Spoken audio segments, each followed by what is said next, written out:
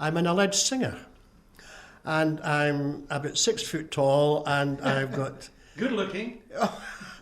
And I've got fair hair, and I'm getting to that stage where people say, God, is he still singing? And I'm small, much smaller, dumpy, and I play the accordion. I've got dark eyebrows, and I occasionally go, whoo, when I'm playing. We're all met together here to sit and to crack, with our glasses in our hands and our work upon our back. And there's not a trade among them all can either mend nor mack. If it wasna for the work, all the weavers, if it wasna for the weavers, what would they do? We wouldna hae cloth made of our wool. We wouldna have a coat, neither black nor blue. Yet it wasna for the work, all the weavers. Tom and Jack Alexander. I'm going to try and get your names right and not confuse you, but you are best known as the Alexander Brothers. You've been performing professionally together for over 40 years. Although you still refer to yourselves as the boys, you're not really boys anymore, are you? But it's not so much us, Edie, that we don't call ourselves the boys. It's other people. If I talk to my wife or Tom's wife, where are the boys now, you know? So is there a pressure then on you to try and remain looking youthful? I suppose there is, yes. You know, in the morning you've got to get up, you've got to shave, keep yourself reasonably tidy. Now tell me though, this is very cheeky, but is the hair the genuine article these days? Pull it, yes. Colour, are you Yes, still a natural no. blonde? All I use in my hair is, my wife gives it, there's a thing you get in boots called Sun In. You spray it in your hair and it lightens your hair. That's the only thing I use in my hair. Nothing, I use nothing. I'm Moosey Brown. You are like an advert for Grecian 2000 and you don't use the stuff. I've got grey in my eyebrows, but that's the lot. You've been working together for a long time. Where is the sibling rivalry? I mean, we read about any other brothers that work together, that basically behind stage they're spitting at each other. What's it like with you two? Well, I think it's fair to say, I mean, being brothers, we can fight like cat and dog, you know. And of course, when we do go on our tours, the one thing we do insist on is we must have a separate room. We've got to get some space because we fight, you know. We fight about the act, we fight about the content. But at the end of the day, after all the arguments are over, we get it right. Yeah. Most times. And we do fight a lot, and we argue about what we're going to do. He'll say we're going to do this. I say, no, I don't think we should. Yes, we will. No, we won't. And we argue, and it never comes to blows. So do you enjoy working with each other? Could you work with anybody else? Was there ever any opportunity for either of you to go solo? No. Well, Elvis Presley once asked me if I would like to. But I said, no, it's not nice. Edie, we wouldn't know what to do with ourselves because we're like gypsies now. I mean, if we got up in the morning, we've got no show at night, we just don't know what to do with ourselves. You know, Jack, he's quite fortunate, he plays golf. But our manager of 35 years died last August. Ross Bowie. Ross Bowie. And of course, that threw a lot on my plate. So I've got most of the phone calls and the correspondence to catch up. And where Jack, he's the lazy one then. the lazy one, yeah. No, I'm not lazy. I get a lot of therapy. And a lot of my thinking comes from when I'm playing golf. I've never heard anything. So you're the inspiration there? Yes, you're right. What really annoys you about each other though? Dish the dirt, come on. Right, okay. Now, I stopped smoking 35 years ago. Here we go again. Here we go. Now, he was at the doctor there during the week, and the doctor gave him the all clear, but said, Jack, you have to give up cigarettes. And he tells me today that somebody gave him a present of 100 cigarettes. 200. Oh, dear God. So he's not going to give up. What bugs you about him? Oh, obviously nothing. Oh yes, there's lots of things bug me about him, but you learn to live with it. Oh, there's lots of things I couldn't go into it.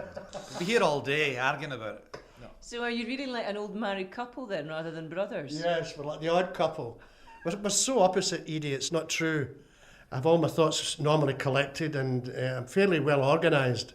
And Jack is the most unorganised person I've ever met in my life. But it works. Chalk and cheese. You're both married.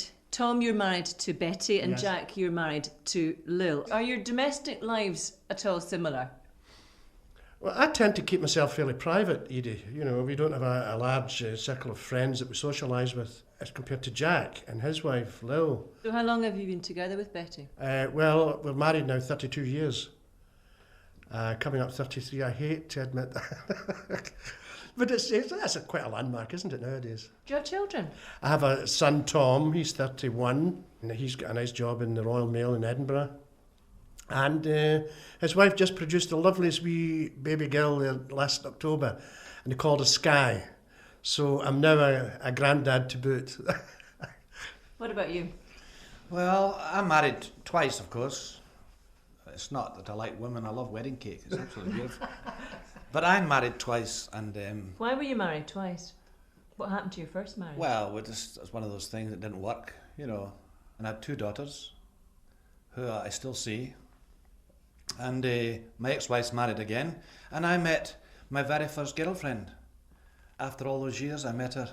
She came into the theatre in Glasgow, where we were appearing, and it just happened to be that very week I had got an invitation for Jack Alexander and partner to go and see the premiere of Local Hero, and I took her along, and we started all over again.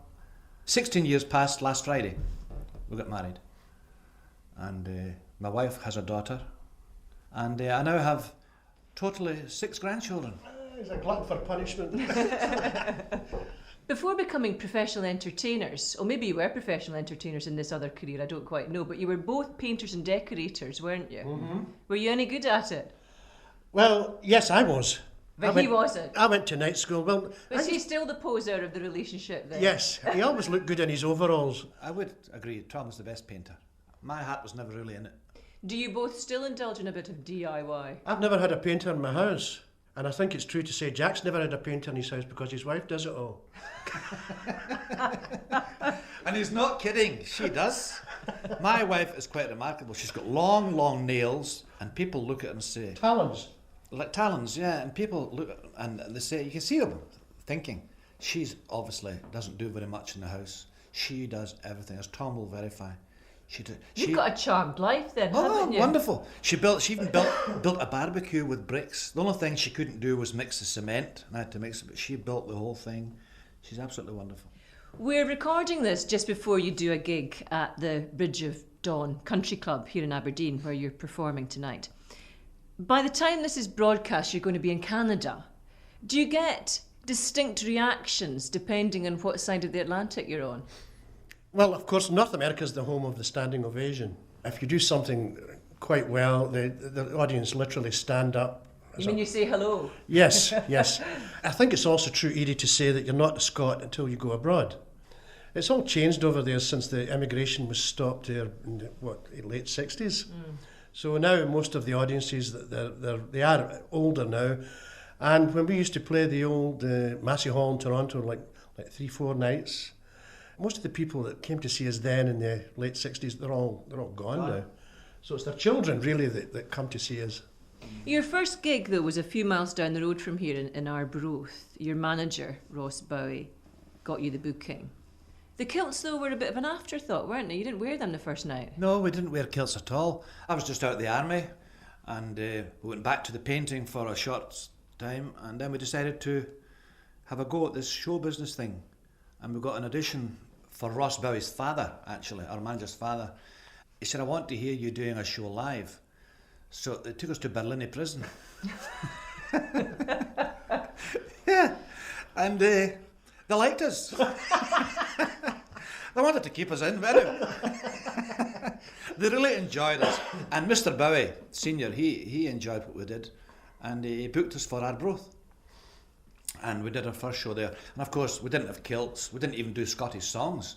It was all the songs of the time. You know, I'm walking behind you on your wedding day, and I'll be loving you eternally. All those sort of things. We're classically trained, Edie. You know, Jack was classically trained on the piano, and likewise I was on the accordion.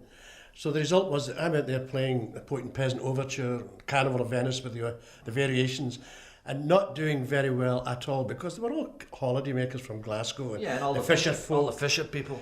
And there was always and we changed twice a week, Monday and Thursday. And we went up there just with maybe one act. And we went out one night, and I'm in the middle of the Caliph of Baghdad, and this guy's at the front, and he shouted up, "Give us the high-level hornpipe." And I thought, my God. So there was an Aberdonian, well, he's from Fraserburgh actually, Roland Smith. He was a headmaster up at the Fraserburgh Academy, I think. And he said, "Boys, you'll need to learn the road in the Mells to Dundee and get in with the muck and the Geordies Byre." You'll not get away with that, lad. He used to say, man, you'll have to learn the barn years of Delgate or the Bonnie Lass of 5A and all So the we road tried in it. Mells to Dundee. We did try. We spent most of the afternoons in the theatre going over this high-level hornpipe. And of course it came relatively easy after the classical stuff, you know. It was just a revelation. Because you have to remember that in the late 50s, early 60s, Andy Stewart was coming through big. You know, all the bothy, like Joe Gordon and his folk four. So we just climbed on the back. And the next step, of course, was the tartan jacket. And the next step was, of course, the kilts. So, did you make this change almost reluctantly? Did you just do it because that was what the audience were wanting? Was your heart really in it? Yeah. Did you think to yourself, this is hardly modern, this is kind of hooked or chooked No, or not stuff? really, because our mum, when we were kids, she played the piano and she played a wee sort of accordion, and we used to sit around and my mother sang the Gaelic. So we were actually brought up listening to my mother singing. Did you feel the same way, or did you feel more reluctant? Maybe more reluctant because I felt the accordion was capable of a lot more than just playing jigs and reels. Do you still feel that, Jack? No, because I think we made a wise decision, because we've seen so many, in 42 years in show business, we've seen so many good performers, good singers, all falling by the wayside.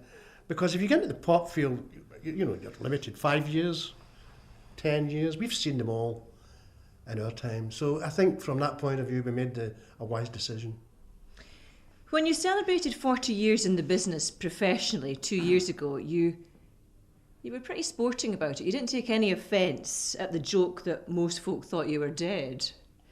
Has it been hard nonetheless to have been at the top of your profession?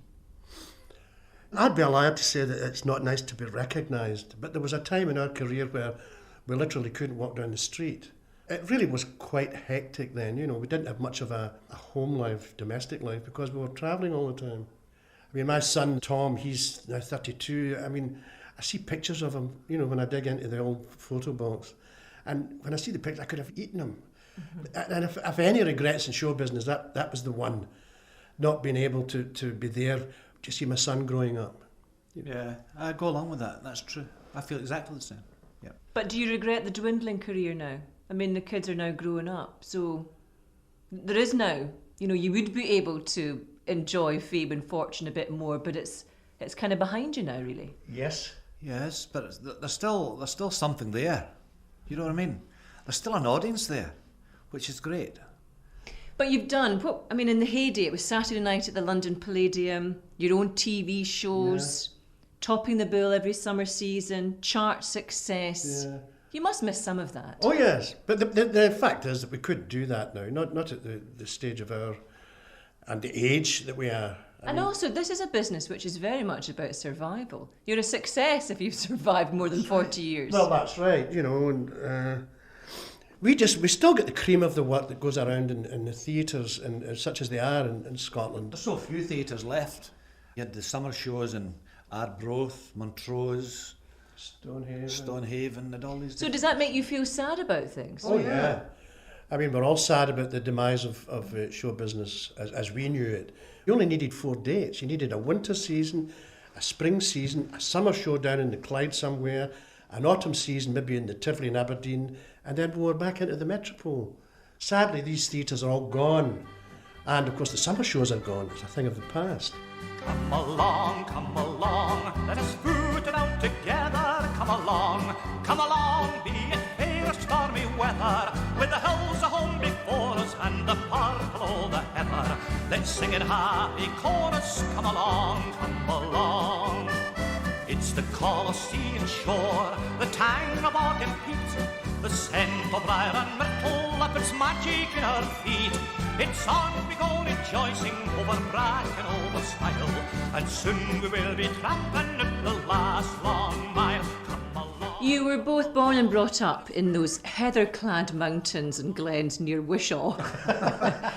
3 three in the family. The Dark Satanic Steelworks. Well, in the Alexander's Heel and Hame, what expectations did your parents have for their two sons and Betty, their daughter? Were they pushy? My dad was. My mother, as Jack said earlier, was a lovely singer. She could play piano. So the result was it was always a piano in the house. Was he pushy though? Was he that driving force? Yes. Because he didn't want you in the steelworks? That's exactly right. He did instill in us the need to get a trade behind us, so that's why we both became painters, decorators. And he used to take us around all central Scotland, no car. Some cases he'd take us to these Gauche Police contests, and we'd need 3 buses to get there, 3 buses to get back. The first prize was something like £3. So was he doing that for you or for himself? I think he got a big buzz himself. He got a buzz, yes. But he was determined that it wasn't the steelworks for Jack and I. Did he hate it? I don't think he did. As a matter of fact, one of the worst things Jack and I did for our dad was retire him 5 years before he was due to retire. Because my dad didn't have a lot of hobbies. And, you know, to take a man and retire him after working all his days up till he was 60, it's a bad move, you know. And you thought you were doing best for him? Yes, and in reflection it wasn't. So did you have a very loving and supportive family? Oh, very much so. Oh, yeah. As a matter of fact, my sister, she went to tap dancing. And we actually were known as the Alexander Trio. Jack on the piano, me on the accordion, and Bet dancing. So what does Betty think about your success then? Did she always feel that she was maybe a bit marginalised? No, I think she kind of abandoned the success, the glory. Yes, she did. And my mother and father, I mean, if we did nothing else for our parents, we certainly made them very proud. Was it your dad that decided that Tom would play the accordion and Jack would play the piano? I think so, yes, because I started in the accordion when I was 9. Jack was exactly the same then as he is now. Lazy. And he wasn't just what you'd say my dad's favourite. Jack was always hear him, scare him. And my dad never really thought that he would ever sit down and be able to play the piano. So the result was that he was 2 years behind me. Did your parents have favourites? Well, favourite's maybe the wrong word. To put you in the picture, when Tom was young, he was ill with mastoid and things in his ear, and he was in and out of hospital for, I would say, the first 4 years of his life. Yeah. So that made him special? And I think that was special. Yes. And of course, while they were in the hospital, they used to put the pram I was in beside the whippets. There was these greyhounds. And I suppose to an extent I was slightly ignored. Not intentionally, but naturally they were worried about Tom. And I think that's how that whole thing started. And were you aware of that? What, the favouritism? Eventually I might have been, yes. I knew my mother was always maybe a bit closer to me because of what I'd been through, you know, in the hospitals and that. But it must have been tough for you at the same time, being in hospital for all that time. Yes, my mother said that I was quite, 12, 13 before I stopped crying every time I saw somebody in a white overall. I just associated it with pain, you know.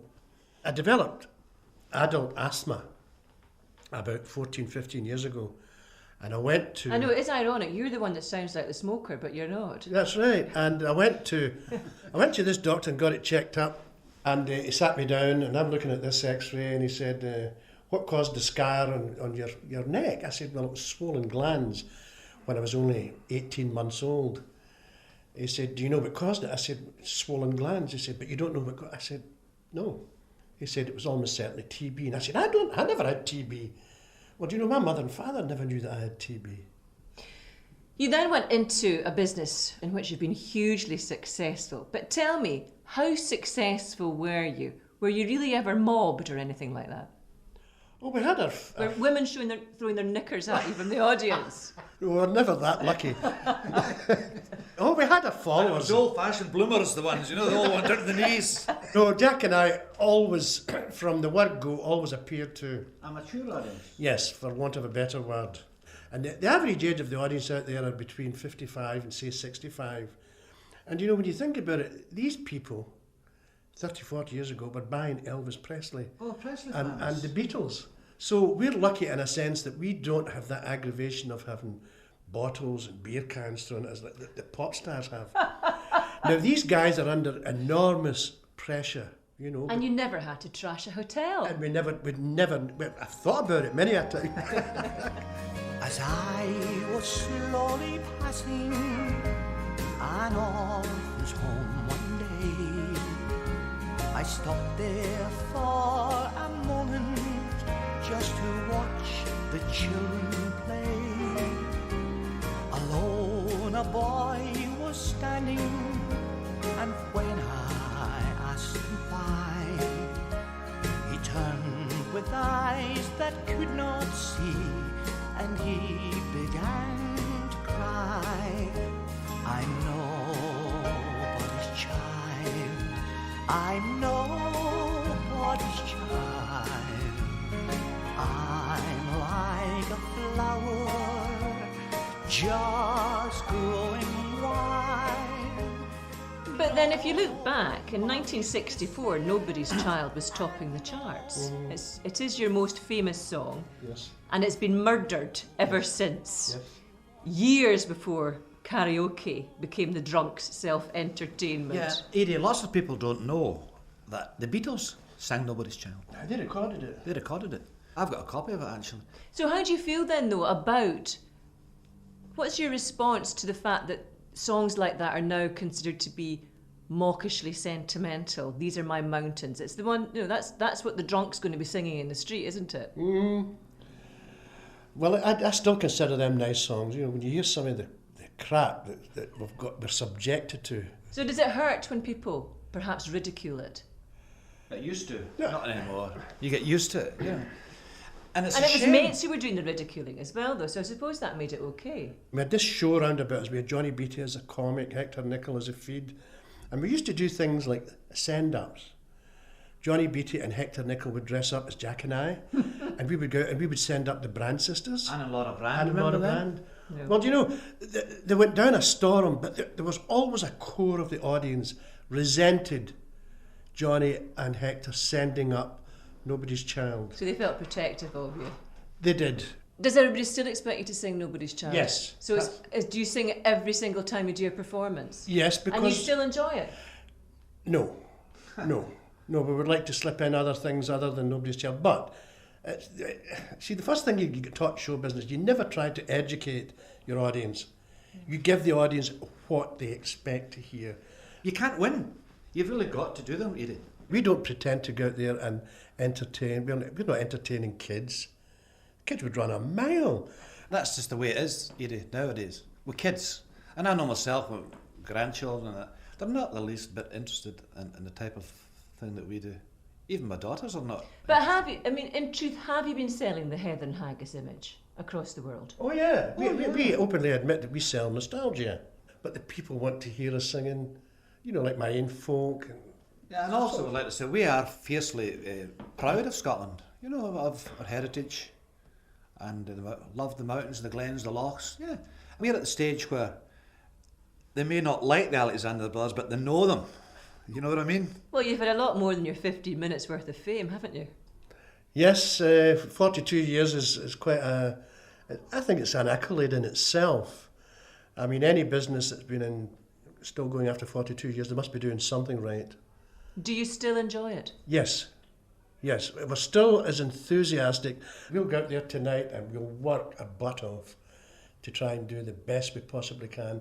We never sit back on our laurels and think, okay, let's take it easy. You can't do that. Yeah, the audience, they're the first to sense that.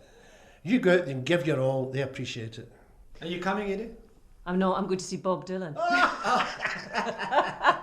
Shame on you. But do you have any plans to hang up the sporrans ever? No, it's not in the foreseeable future anyway, because we don't know what to do with ourselves. And despite what a lot of people think, we like the money. Have you made a lot of money, though, in this business? We've had our share, We've spent our share as well. We've got through a lot, but we've both got nice houses, we've got beautiful wives, and Comfortable. nice families, and Nice and easy. it's and we pick and choose our dates now. We're not wondering where our next penny is coming from. Let me put it that way. And you're happy? Yeah, very happy. And the great thing is, Edi, if you keep well enough to carry on, that's the greatest thing. And we're lucky enough that we can do that and we can still do what we're doing. When are you changing that wig? Shut up. I can testify it's the real thing. Yeah. Tom and Jack Alexander, thank you very much indeed. Edie, thank you very much. It's been a pleasure, Edi. Thank you. One day at a time, sweet Jesus, that's all I'm asking you. Just give me the strength to do every day what I have to do. Yesterday's gone, sweet Jesus, tomorrow may never be mine. Lord, help me today, show me the way, one day at a time. Lord, help me today, show me the way, one day at a